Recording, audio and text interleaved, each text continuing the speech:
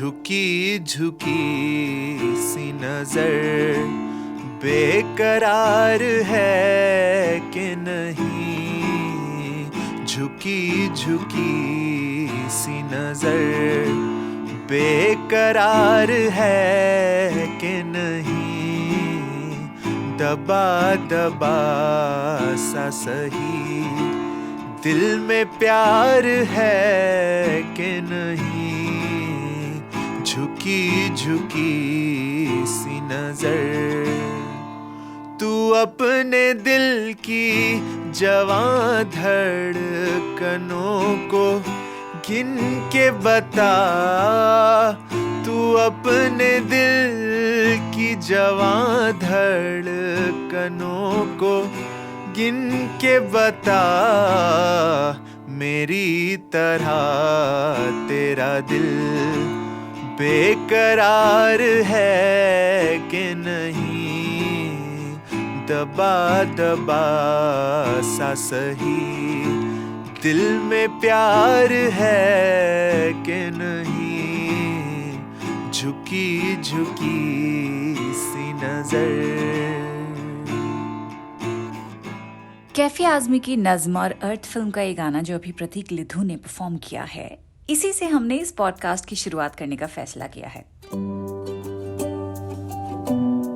वो इसलिए क्योंकि आज हम जिस लफ्ज पे बात कर रहे हैं वो लफ्ज है नजर, जिसकी बदौलत हिंदी फिल्मों के हीरो और उर्दू शायरी के शायर को अपना मकसद मिलता है। यस, ये नजर महबूब की हो तो उसके लिए दुनिया जहान एक कर दी जाती है, और अगर दुश्मन की हो तो भी उसे तरह तरह से डील करने के लिए अमल फिल्मों के हीरो और शायर के लिए वाजिब ही हो जाता है। तो आइए आज बात करते हैं नजर की।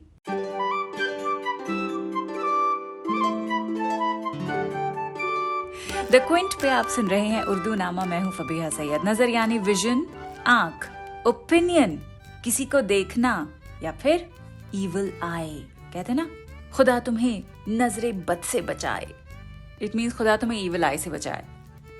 तो ये सब नजर के मुख्तलिफ मायने होते हैं, एक एक करके आपको एक्सप्लेन करते हैं। मान लीजिए कोई ये कहे कि भाई मुझे दिल्ली जाकर सिर्फ स्ट्रीट फूड खाना पसंद है, मेरी नजर में दिल्ली का लुत्फ लेने का जो सही तरीका है वहां के खानों का जायका लेना है। So in this person's opinion Delhi घूमने का सही तरीका है यहाँ के खानों से पहले वाकिफ हूँ। अच्छा, नजर के बारे में बड़े बूढ़े ये भी कहते हैं कि कोई भी खुशी की बात सुनकर एकदम से खुश नहीं होना चाहिए, खुशी का इजहार टोन्ड डाउन होना चाहिए, वरना कई बार दूसरों की तो लगती है नजर, अपनी भी खुद की लग जाती है। Does this make sense? I don't know, बड़े बूढ़े कहते हैं। बहरहाल नजर के मुख्तलिफ कॉन्टेक्स्ट्स में से कुछ तो आपको अभी हम बता चुके हैं, कुछ पॉडकास्ट में आगे जैसे जैसे अशार पढ़ते जाएंगे वैसे वैसे आपको और मजीद बताते चलेंगे। तो शुरुआत करते हैं बशीर बद्र के इस शेर के साथ, जिसमें वो नजर के बारे में अपनी शदीद फोकस के तौर पर लिख रहे हैं। जिस दिन से चला हूँ मेरी मंजिल पे नजर है, जिस दिन से चला हूँ मेरी मंजिल पे नजर है, आंखों ने कभी मील का पत्थर नहीं देखा। यानी गोल पे इतनी सख्त नजर है इनकी कि बीच बीच में जो छोटी छोटी अकम्पलिशमेंट्स भी इनको मिल रही हैं, जो कि छोटे छोटे माइलस्टोन्स, मील का पत्थर जिसे कह रहे हैं, वो उनको मिल रहे हैं, उनकी तरफ भी ये तवज्जो नहीं कर रहे हैं अपनी, बस चलते जा रहे हैं। क्योंकि जो बड़ी सी ग्रैंड सी इनकी डेस्टिनेशन है, जो गोल इन्होंने अपने लिए सेट कर रखा है, उसी पर इनकी सख्त नजर है।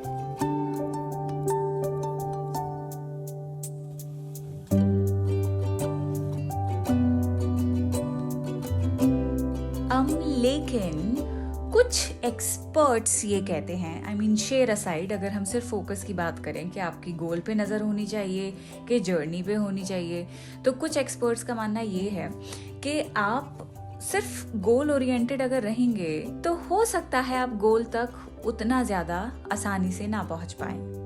ये जब पहली बार मैंने सुना मुझे बड़ी अटपटी सी बात लगी। आर्ग्यूमेंट ये था कि जो हमारे गोल को अचीव करने के लिए हम सिस्टम डिवाइस करते हैं, मान लीजिए कि अगर आप सिंगर बनना चाहते हैं तो मैं सिंगर बनना चाहता हूँ, सिंगर बनना चाहता हूँ, आप दिन रात ये नहीं कह सकते हैं। आपको सिंगर बनने के लिए जो जो चीजें करनी चाहिए, आपकी नजर उन चीजों पे गड़ी होनी चाहिए, उस सिस्टम के ऊपर, कि in order to become a singer you need to do रियाज day in and day out. तो वो जो मेहनत का सिस्टम डिवाइस करते हैं लोग अपनी अलग अलग गोल से जो कॉरेस्पॉन्ड करता है उसके लिए, उस सिस्टम को, उस जर्नी पे फोकस होना चाहिए, ना कि सिर्फ गोल पर। एक और एग्जांपल इसका मुझे बहुत ही इंटरेस्टिंग लगता है कि लोग कहते हैं कि if you want to start a business, आप ये मत सोचिए कि आपको प्रॉफिट बनाना है, आपको पैसा कमाना है। नहीं, this should not be a goal. आपका गोल होना चाहिए कि कौन सी चीज़ मैटर करती है, लोगों को किस चीज़ की ज़रूरत है। तो वो एक जर्नी है। You know, probably you will engage yourself in some market research, you'll go out and meet people। तो आपका फोकस फिर ये होगा कि in order to become rich eventually you need to find something जिसकी ज़रूरत हो, जिसका फ़ायदा लोग उठा सकें। What is it that matters? और ये जो गोल पे फोकस होना चाहिए कि सिस्टम पे फोकस होना चाहिए, जो आर्ग्यूमेंट है, एक किताब है एटॉमिक हैबिट्स, उसमें भी इस बात का जिक्र है कि अगर आपको राइटर बनना है तो दिन रात इस बात का गाना मत गाइए कि मुझे राइटर बनना है, राइटर बनना है, राइटर बनना है। आप उस सिस्टम को अपनाइए, उसे अपनी हैबिट बना लीजिए। जब आपकी वो हैबिट बन जाएगी तो आप खुद ब खुद अपनी गोल की तरफ आसानी से चलते जाएंगे। हैबिट शुरुआत में बननी मुश्किल होती है, लेकिन जब आप उसकी रिदम पकड़ लेते हैं उसके बाद चीजें आसान हो जाती हैं। इसलिए कहते हैं कि हर काम शुरुआत में मुश्किल लगता है, बाद में आसान हो जाता है।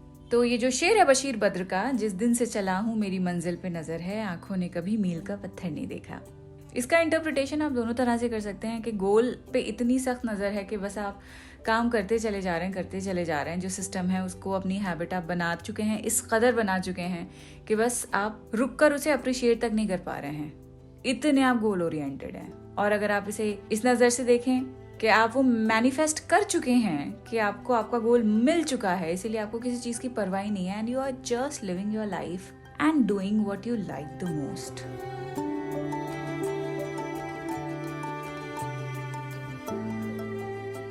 अब आते हैं मिर्जा गालिब के इस शेर पर, जिन्हें कोई सूरत यानी कोई स्ट्रैटेजी, कोई रास्ता नहीं मिल पा रहा है अपनी परेशानियों से निकलने का। कोई उम्मीद बर नहीं आती, कोई सूरत नजर नहीं आती। किसी सूरत का नजर आना इसका मतलब ये नहीं है कि कोई शक्ल आपको नहीं दिख रही है किसी की भी। तो यहाँ पे नजर आना का मतलब है कि मुझे कोई आइडिया नहीं मिल पा रहा है, ब्रेन फॉग हो चुका है। परवीन शाकिर का आप ये शेर सुनिए।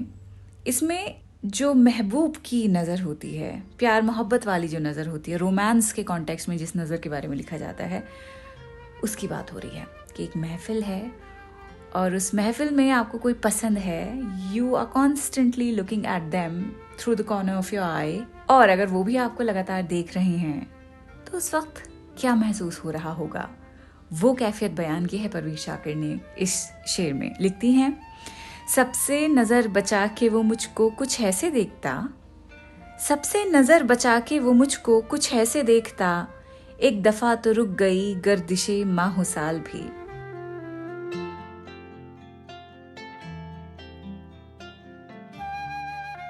गर्दिश यानी घूमना, मूवमेंट में आना, मोशन में आना, माहो साल महीने और साल। महीने और साल का जो मूवमेंट है यानी वक्त का गुजरना। और वक्त कैसे गुजरता है, मौसम कैसे गुजरते हैं, माहो साल का मतलब तो मौसम होता है ना, धरती का सन के अराउंड चक्कर काटने की वजह से ही तो ये हो रहा है ना। तो वो लिखती हैं कि जब उनके महबूब ने सबसे नजर बचा के उनकी तरफ देखा तो वो मोमेंट उनके लिए ऐसा था मानो वक्त रुक गया हो।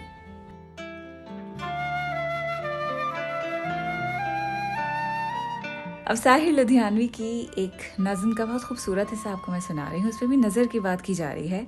बहुत आइकॉनिक नज़्म है ये, कभी कभी फिल्म में टाइटल सॉन्ग भी है ये, कभी कभी मेरे दिल में ख्याल आता है। लिखते हैं, ये तीरगी जो मेरी जीस्त का मुकद्दर है, ये तीरगी जो मेरी जीस्त का मुकद्दर है, तेरी नज़र की शुआओं में खो भी सकती थी। तीरगी यानी अंधेरा, जीस्त यानी जिंदगी। ये जो अंधेरा है जो मेरी जिंदगी का मुकद्दर, डेस्टिनी बन चुका है, वो तेरी नज़र की शुआओं में खो भी सकती थी। वो तेरी नज़र से जो रोशनी निकल रही, जो नूर निकल रहा है, उसकी शुआओं में, उसकी हीट में ये अंधेरा मिट भी सकता था, ये तीरगी खो भी सकती थी। अजब न था कि मैं बेगानाए आलम होकर तेरे जमाल की रानाइयों में खो रहता, कि अगर ऐसा होता, अगर मेरी जिंदगी का अंधेरा सिर्फ तेरी निगाहे करम से दूर हो सकता था, तो यकीनन मैं बेगाना होकर, दुनिया से होश खोकर बस तेरे हुस्न के जो जलवे हैं उसमें खो सकता था। सिर्फ नज़र का कमाल है महबूब की प्रेजेंस किस तरीके से रोशन कर देती है शायर की ज़िंदगी को, उसके जीवन को। मतलब यही तो शायर है ना कि महबूब जो कि सिर्फ इंसान है उसको इतना ऊंचे पेडेस्टल पे बिठा देते हैं, इतनी इम्पोर्टेंस दे देते हैं कि अपना वजूद कहीं ना कहीं बहुत मुख्तसर सा हो जाता है। इतनी इम्पोर्टेंस खुदा को दें, इतनी इम्पोर्टेंस अपने आप को दीजिए भाई, खुदा को दीजिए, खुद ही को दीजिए और किसी को मत दीजिए। खैर, ये अगला जो शेर है साहिर का, ये भी खुद ही की जो नज़र है उसी के ऊपर बात है। आई मैटर द मोस्ट। लिखते हैं, ले दे के अपने पास फ़कत एक नज़र तो है, कि मेरी जो नज़र है इसी से मैं अच्छे बुरे का फैसला कर सकता हूँ। सही बुरे की परख ये नज़र ही मुझसे करवाती है। ले दे के अपने पास फ़कत एक नज़र तो है, क्यों देखें ज़िंदगी को किसी की नज़र से हम। वाह। अब ये जो मैं कह रही थी ना कि अपनी नज़र आप खुद पे रखिए, खुद ही पे रखिए, खुदा पे रखिए, कहते के साथ ही फैज़ का एक शेर जहन में आया है। फैज़ की एक नज़्म है, उसके 2 अशार बड़े खूबसूरत हैं। लिखते हैं कि आखिर तो एक रोज़ करेगी नज़र वफ़ा, आखिर तो एक रोज़ करेगी नज़र वफ़ा, वो यार खुश खिसाल सरे बाम ही तो है। खुश खिसाल वो इंसान, वो एंटिटी जिसमें बहुत ही अच्छी खूबियाँ हों, अच्छी बातें हों, गुड क्वालिटीज़ हों। सरे बाम, सर के ऊपर जो छत है, तो इसको इंटरप्रेट आप ऐसे कर सकते हैं कि खुदा के बारे में शायद शायर बात कर रहा है कि आखिर तो एक रोज़ करेगी नज़र वफ़ा, कि उसकी एक नज़र कभी तो वफ़ा करेगी, नज़र करम फरमाएगा खुदा, वो यार खुश खसाल सरे बाम ही तो है, वो हमारे ऊपर हमारे पास ही तो है, हमको देख तो रहा है, कभी ना कभी तो हमारी तरफ भी वो नज़र करेगा। और इसी गज़ल का, नज़्म नहीं गज़ल है सॉरी, इसी गज़ल का जो शेर है जो बहुत ही आइकॉनिक है वो है ये कि दिल ना उम्मीद तो नहीं, नाकाम ही तो है, लंबी है गम की शाम मगर शाम ही तो है। 1942 लव स्टोरी का एक गाना है, ये सफ़र बहुत है कठिन मगर ना उदास हो मेरे हम सफ़र। उससे पहले फैज़ का ये शेर भूपेन हज़ारिका गुनगुनाते हैं और उसके बाद गाना स्टार्ट होता है। So that's one of my favorite songs.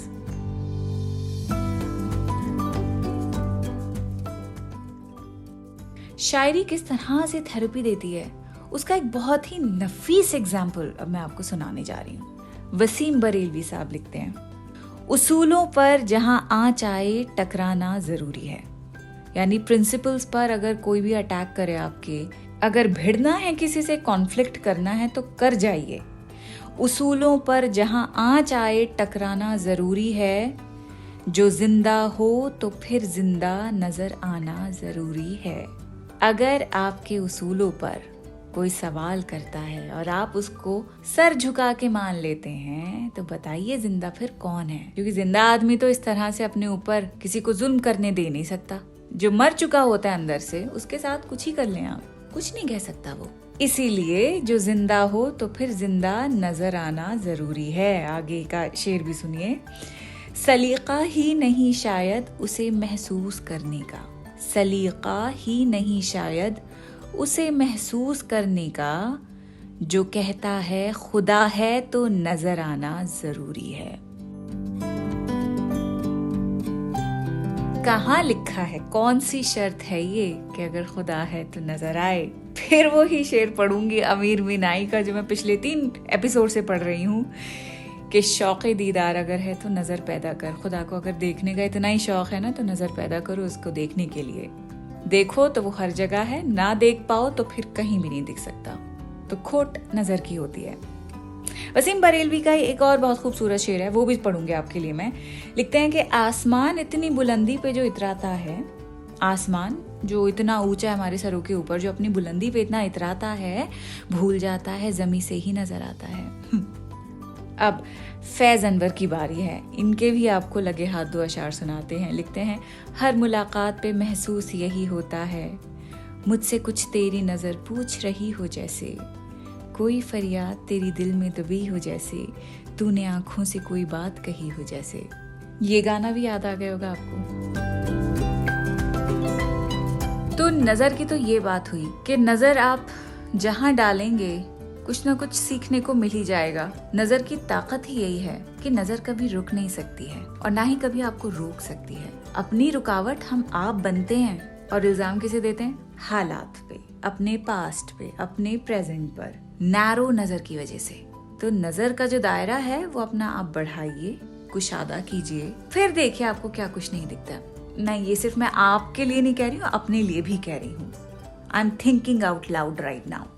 इसीलिए शाहरुख खान को मैं हर नजर से देख लूं, मुझे हमेशा नंबर 1 ही दिखते हैं। बुरी से बुरी फिल्म देख लें शाहरुख खान की आप, फिल्म के बाद आपकी मोहब्बत में कोई कमी नहीं आएगी उनके लिए। लास्ट वीक भी कहा था कि मैं पठान देखने जा रही हूँ, जाना ही नहीं हुआ। एक के बाद एक शादियां ही होती रही, शादी हॉल ही जाते रहे, सिनेमा हॉल की शक्ल भी नहीं देखी है। अब देखते हैं, आज भी शादी है, कल भी शादी में जाना है। पठान देखना इस वीक में है हमारे नसीब में कि नहीं मालूम नहीं है। अचानक प्रोग्राम बन गया तो कह नहीं सकते, लेकिन हाँ, अगर आपने प्रोग्राम नहीं बनाया तो प्लीज जरूर आप देख लीजिए पठान।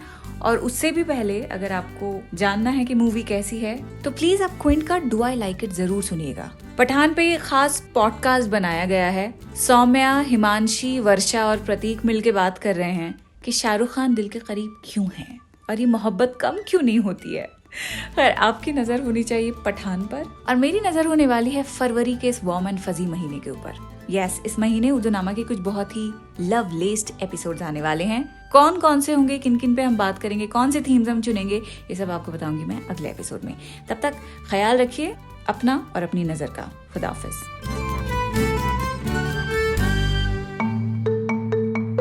आप सुन रहे थे द क्विंट का पॉडकास्ट।